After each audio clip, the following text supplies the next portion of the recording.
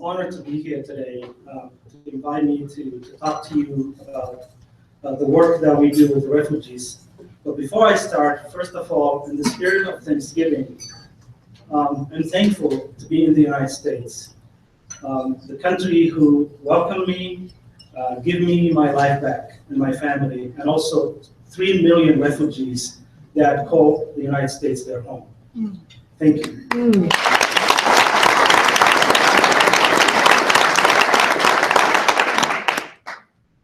So, why are the refugees here? And why are they coming to Utah and in the United States? The refugees were not asked to come to this country or to leave their country.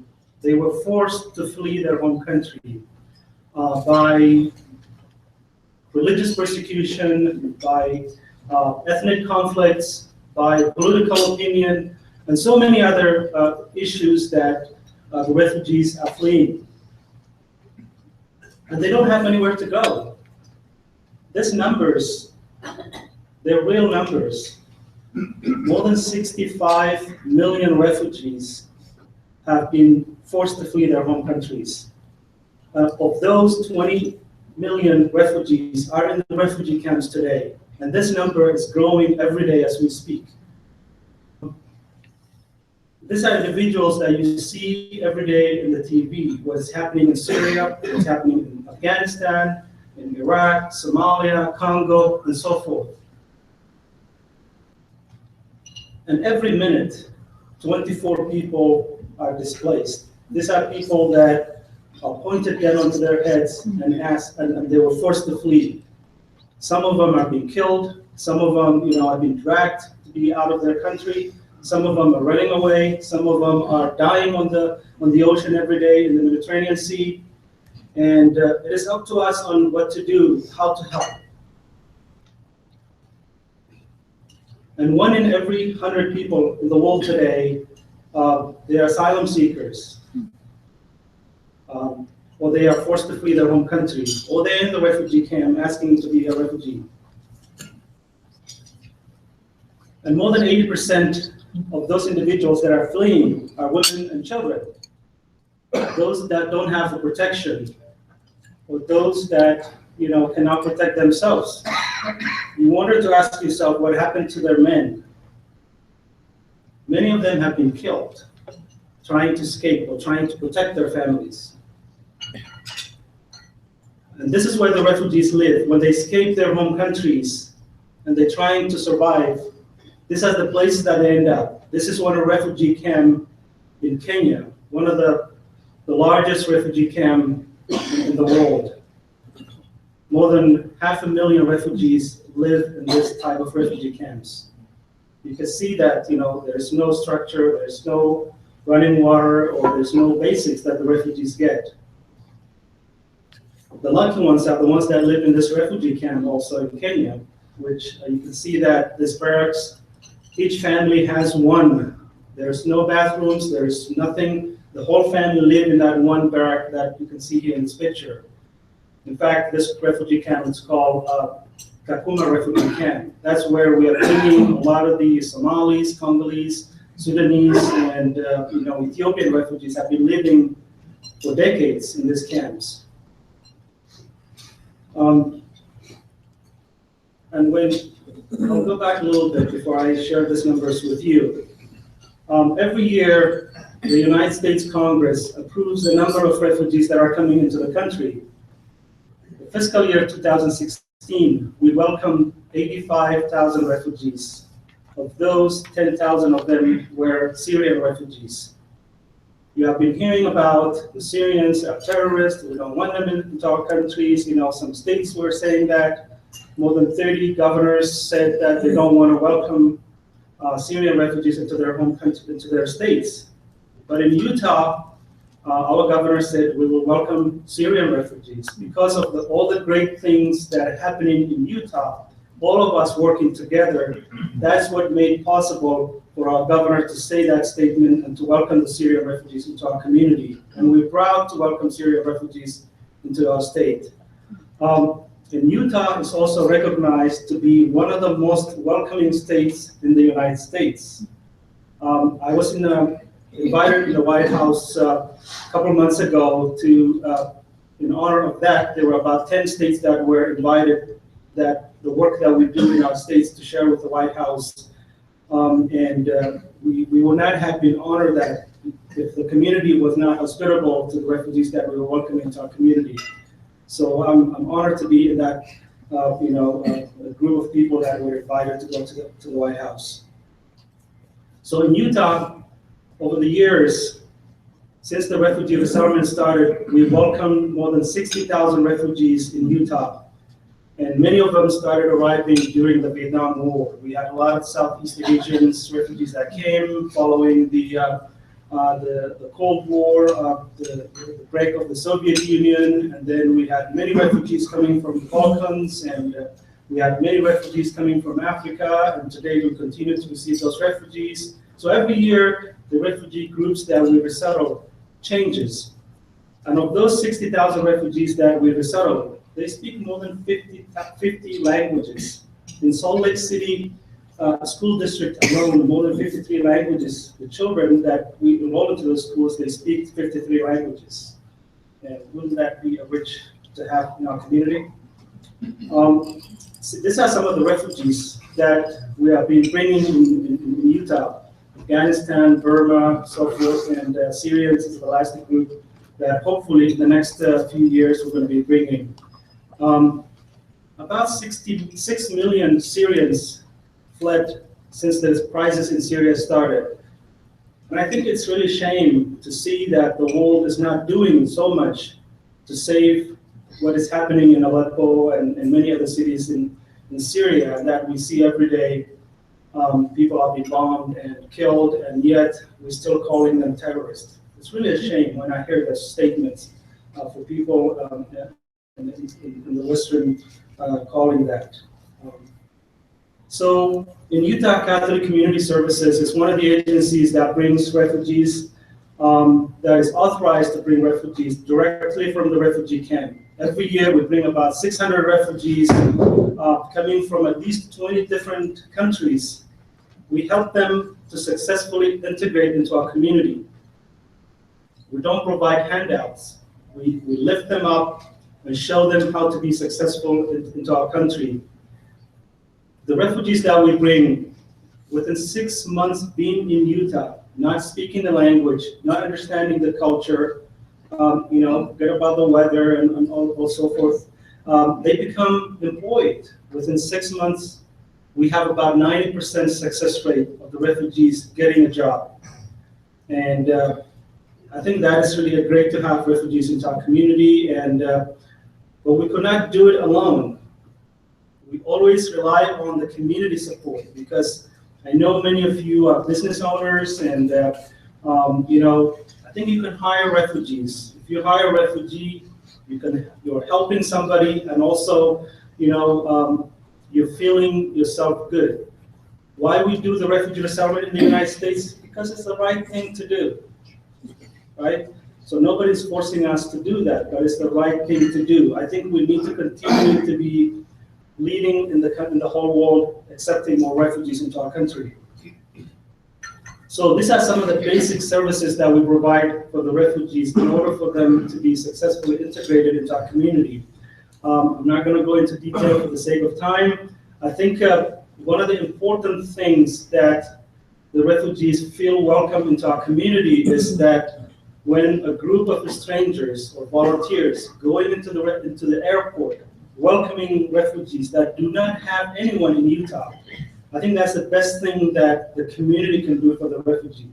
That would show the refugee that they feel that they are welcome into our community. I remember in 1994, in May 6th, when I first arrived at Salt Lake International Airport, there were a group of people waiting for me in the airport, welcoming me there. Many of them, I did not know them. But to date, I remember those people. They're my best friends after 20 years that I've been here. Another program that we have that is very important that I would like to share with you is the Refugee Foster Care Program, where we bring children who lost their family members in the war. These are children who do not have anyone. They come in, many of them are under 18. as young as we have children under 2 years old, all the way to 15, 16 years old.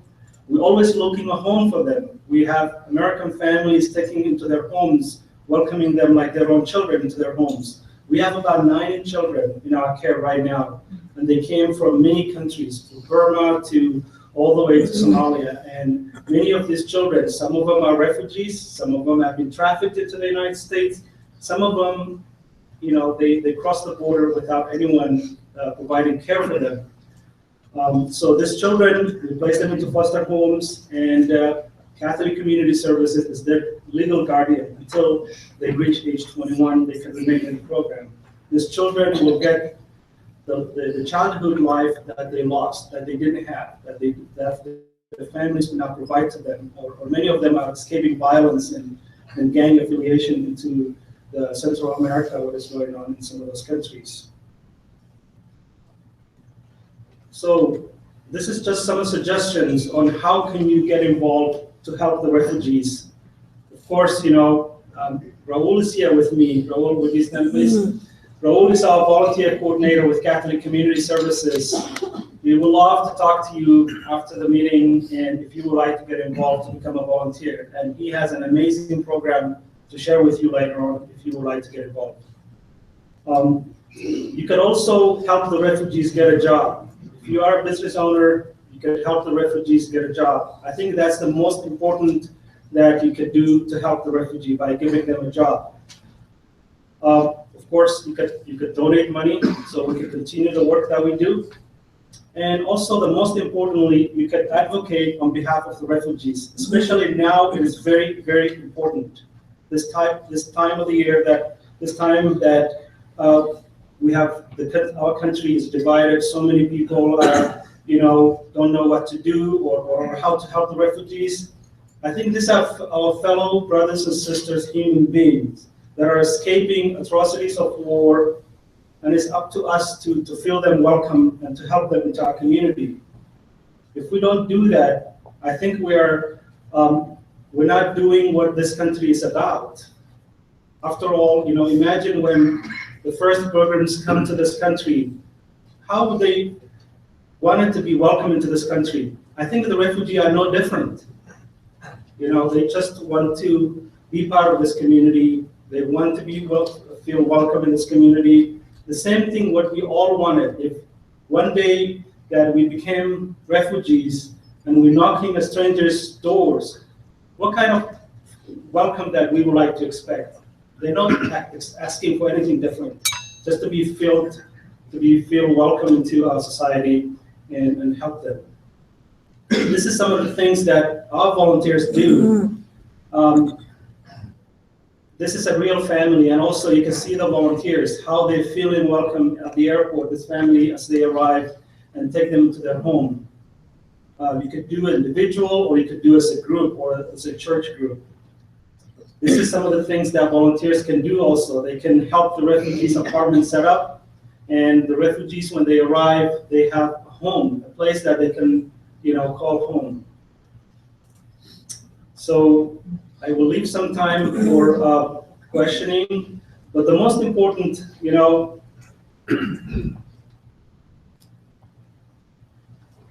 I wouldn't be living any place better than Utah. This is the truth. I mean, when I came in 1994, I didn't have a penny in my pocket. I have 2 children, and my wife and I, and my English was not great as it is now. There was a lot of uncertainty, but I had a hope that I knew that I was coming to a community that is so caring, and that someday, I wouldn't have that fear in my eyes. After 20 years, I can say that I'm not regretting the choice that I made when I came here. Because when you live in your home country, that you are forced to flee, and you don't know where you are going, it's really hard. And in '92, when I left Somalia, and I crossed the border between Somalia and Kenya, I had no idea what I was getting into. But I did not care, because as long as that nobody's shooting me or no one is torturing me. At least I knew that I was in a safe place. I had to leave my family when I was leaving Somalia to go to Kenya. That's the choice that I made because I did not want all of us to die on the road as we were leaving Somalia. At least I told my wife, let me try. If I made it through, then I will help you come with me. I think that's what a lot of refugees are doing. They're trying to make the choice between life and death. That's the only option that they have. So thank you. I appreciate for listening, and also anything that you can do to help us, we really appreciate it. I'll be happy to answer.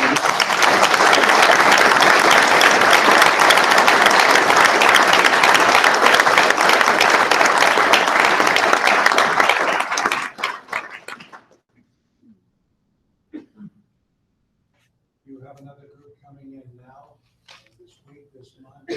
What's the next group look like? How many people? So the question is, do you have a group or that are coming this week, this month? Yes. Every week we have refugees coming in. In fact, this month we have about 50 refugees coming in from Iraq, Congo, Somalia, and we also expect some Syrians that are coming. So, some of them are single parents with children. Some of them are children without their parents. And always we have families arriving, and the need is greater. So anything that anyone can do, I think it would be most welcome. What is your relationship with the IRC? Do you work with them, or is that a separate group, the International Rescue Committee? Yeah, the International Rescue Committee and Catholic Community Services are the two resettlement agencies in the state of Utah that is authorized to bring refugees. So between the two of us, we each bring 600 refugees. So total 1,200 refugees are resettled here in the state of Utah. So the kids who don't have parents that are as young as 3 or 5, how do they get here, and where does that separation happen from the parents? How are they identified as not having parents, or their parents have been killed? Or, that is unbelievable for all of us that would happen. So give us some insight there. So the question is how the children, as young as 2, ended up here, coming to the U.S. So when refugees are fleeing their home country, sometimes they live individuals, sometimes they live as a group, sometimes, as those families trying to escape, some of the parents, they might lose their life as they were trying to escape, or the children will be separated from their parents as they were trying to escape. So when they ended up in the refugee camps, the children are placed with a caregiver in the refugee camp, somebody who can take care of them temporarily until either be reunited with their families or until a resettlement is applied for them.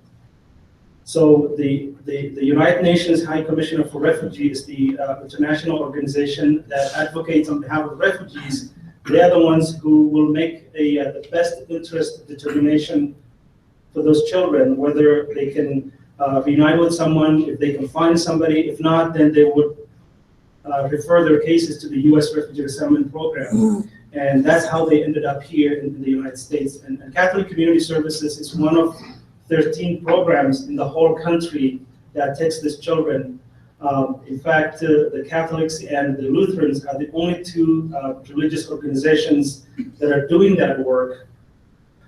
Even the Europeans don't do that work, the work that we do here for the children bringing from the refugee camps. What are the steps involved in fostering children? How do you become a foster family?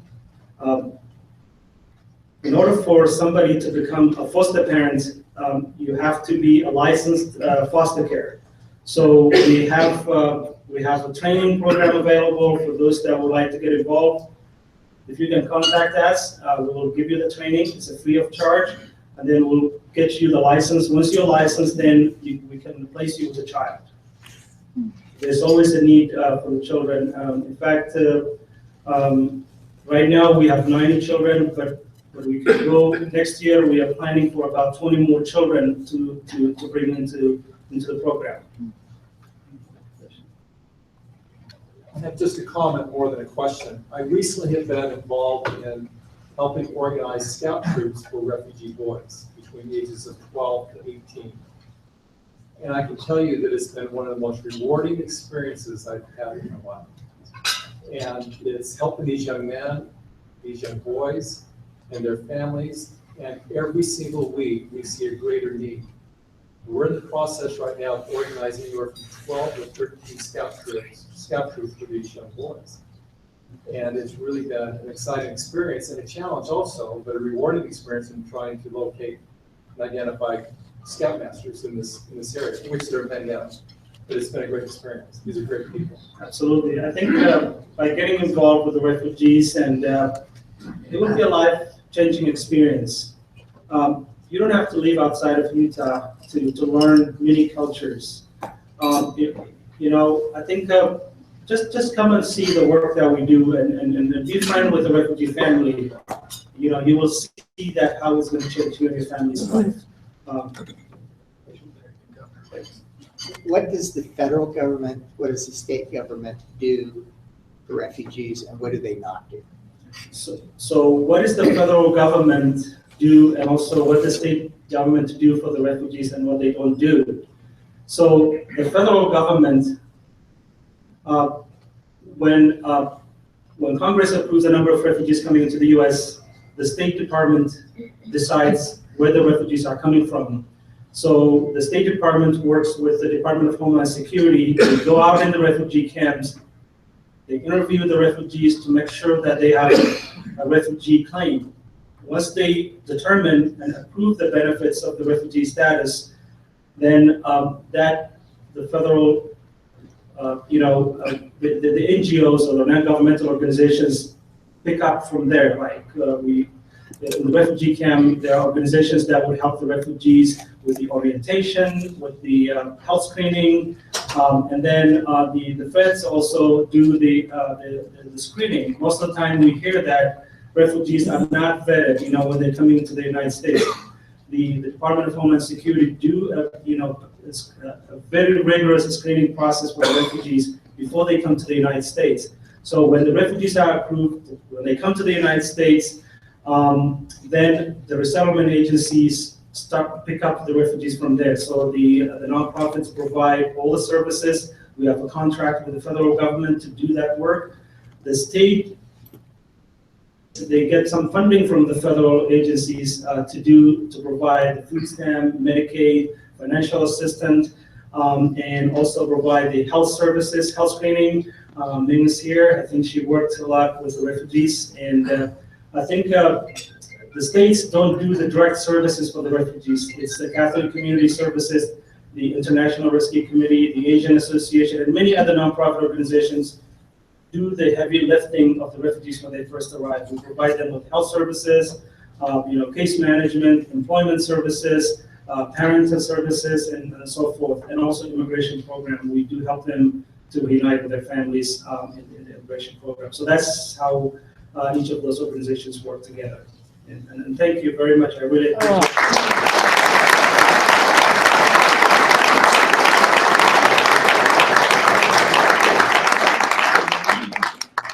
Thank you so much to Batar. He goes by his last name as his first name, for those of you who'd like to say hello to him at the end. For the benefit of our visitors, we have a wonderful tradition here where we send a book to Franklin Elementary, our adopted school, each week. We always have our guests sign it and put a special message in, which Batar has done today. We thank him for that. Also, and I think most of you understood that this wonderful job by Steve Bookholder putting codes together for years now are for the benefit of the Catholic Community Services. So most of the codes and the money being raised is going directly to the things we're hearing about, and that's what Rotary does is pull these things together. Reminder to the nominating committee that will be right next door, and we are adjourned.